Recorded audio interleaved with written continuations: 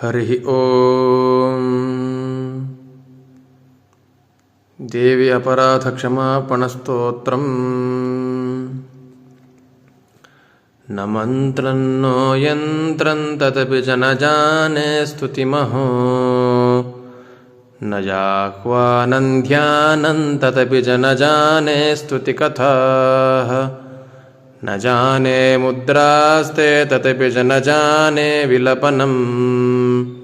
परं जाने मातस्त्वदनुसरणं क्लेशहरणम् विधेरज्ञानेन द्रविणविरहेण लसतया विधेया शक्यत्वात् तव चरणयोर्याच्युतिरभूत् तदेतत्क्षन्तव्यं जननि सकलोद्धारिणि शिवे कुपुत्रो जायेत क्वचिदपि कुमाता न भवति पृथिव्यां पुत्रास्ते जननि बहवः सन्ति सरलाः परं तेषां मध्ये विरलतरलोऽहं तव सुतः मदीयो यन्त्यागः समुचितमिदन्नो तव शिवे कुपुत्रो जायेत क्वचिदपि कुमाता न भवति जगन्मातर्मातस्तव चरणसेवा न रचिता न वा दत्तन्ते विद्रविणमपि भूयस्तव मया तथापि त्वं स्नेहं मयि निरुपमयि यत्प्रकुरुषे कुपुत्रो जायेत क्वचिदपि कुमाता न भवति परित्यक्ता देवा विविधविधसेवा कुलतया मया पञ्चाशीतेरधिकमपनीते तु वयसि इदानीं चेन्मातस्तव यदि कृपा नापि भविता निरालम्बो लम्बोदरजननि कैयामि शरणम्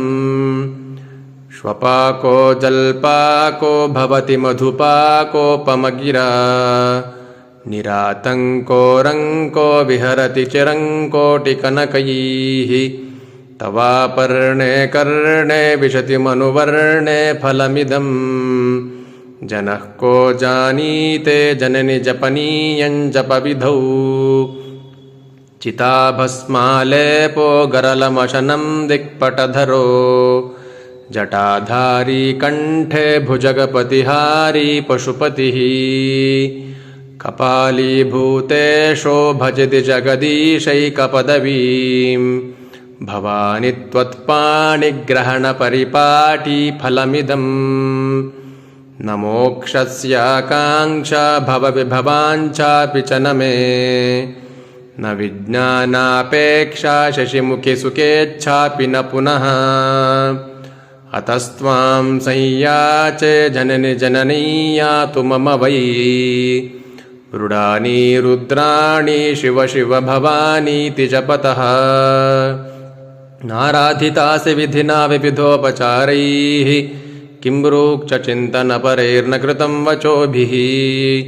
श्यामे त्वमेव यदि किञ्चन मय्यनाथे धत्से कृपामुचितमं परमं तमैव आपत्सुमग्नं स्मरणं त्वदीयं करोमि दुर्गे करुणार्णवेशी नैतच्छठत्वं मम भावयेथाः क्षुधार्तुषार्तां जननीं स्मरन्ति जगदम्ब विचित्रमन्त्र किं परिपूर्णा करुणास्ति चेन्मयी अपराधपरम्परापरं नहि माता समुपेक्षते सुतं मत्समः पातकी नास्ति पापघ्नी त्वत्समान्नहि एवं ज्ञात्वा महादेवी यथा योग्यं तथा कुरु एवं ज्ञात्वा महादेवी यथा योग्यं तथा कुरु इति देव्यपराधक्षमापणस्तोत्रं सम्पूर्णम्।